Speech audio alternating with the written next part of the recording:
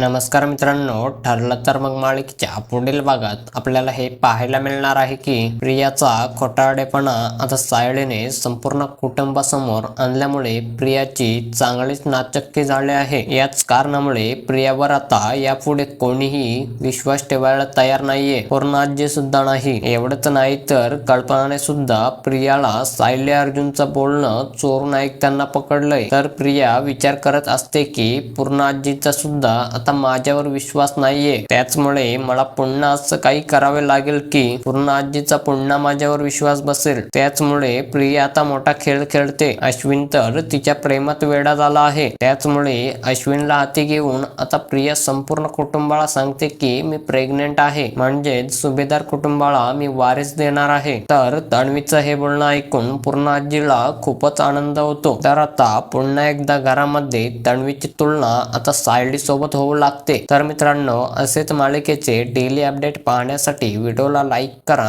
आणि चॅनलला नक्की सबस्क्राईब करा।